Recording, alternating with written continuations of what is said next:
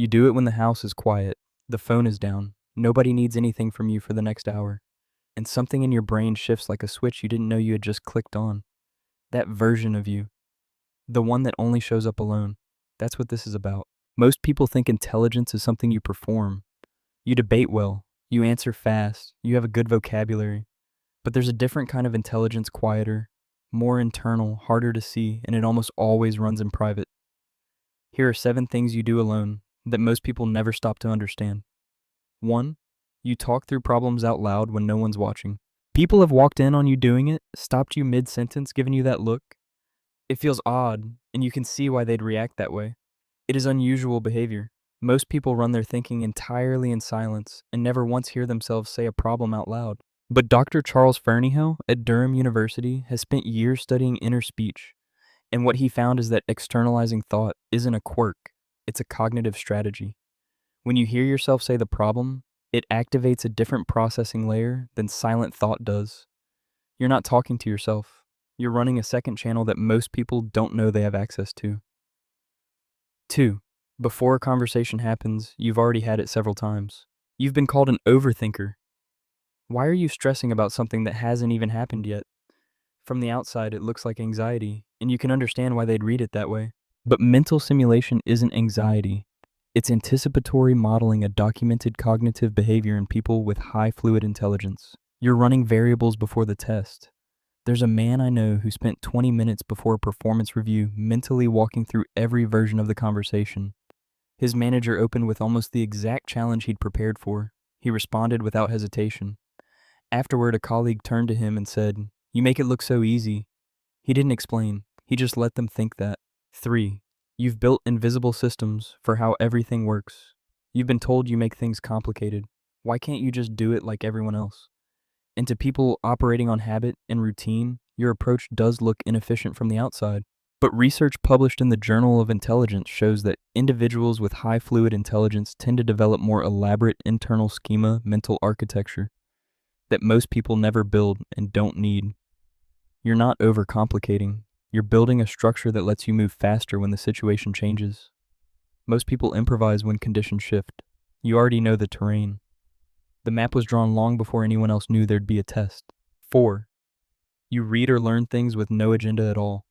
You've gone deep on a subject nobody asked you to learn. You've spent hours on something with no immediate application. Someone in your life has called this impractical, and practically speaking, they have a point. There's no immediate payoff. But Mihaly Csikszentmihalyi, who spent decades studying peak cognitive and creative performance, found that intrinsically motivated learning without an external goal, is consistently associated with the deepest intellectual output. You're not wasting time. You're building the kind of fluency that doesn't show up until it's needed. And when it's needed, it shows up completely. 5.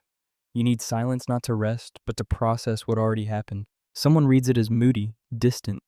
What's wrong? You've barely said anything. Nothing is wrong. But you can see why it lands that way.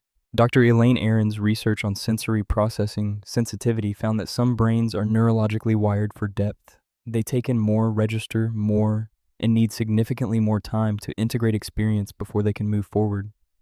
That silence after input isn't withdrawal. It's integration. You're running a more thorough analysis of what just happened than most people in that room will ever attempt. Here's what I need you to sit with for a moment. Are you doing these things alone because this is actually how your mind works best? Or because at some point, the world made it clear that your way of thinking wasn't welcome in the room? Both paths produce the same habits. Only one of them produces the same power. 6. You notice patterns that don't have names yet. You've been called paranoid. You're reading too much into it. And you've been wrong enough times to know that sometimes you are. But high pattern recognition is a core component of what researchers call fluid intelligence. The Cattell-Horn-Carroll framework specifically measures it, the ability to identify relationships between things before those relationships have been explicitly stated. What other people experience as coincidence, you experience as signal.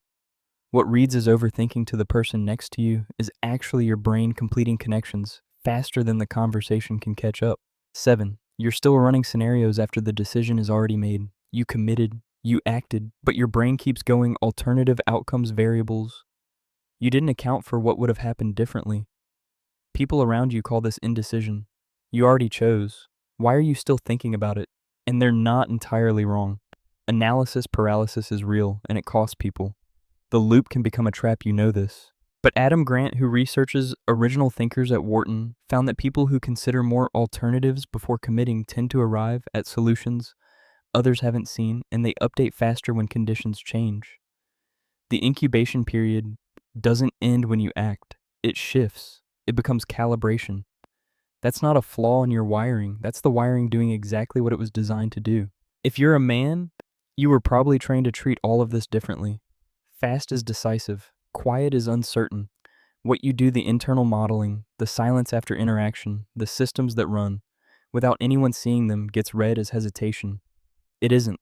It's precision. The men who appear to move effortlessly have usually done the most thinking before anyone could see them doing it. Follow for more on the psychology of quiet intensity. There's a lot more where that came from. Somewhere in the quiet, your mind already has the answer. It's been working the whole time without applause, without an audience, without asking anyone for permission. That's not unusual behavior. That's how rare intelligence actually moves. Which of these 7 do you notice most in yourself? Drop the number in the comments. I want to know which one hits first. And if someone in your life has been told their whole life that they think too much, send this to them. Sometimes just having it named changes everything.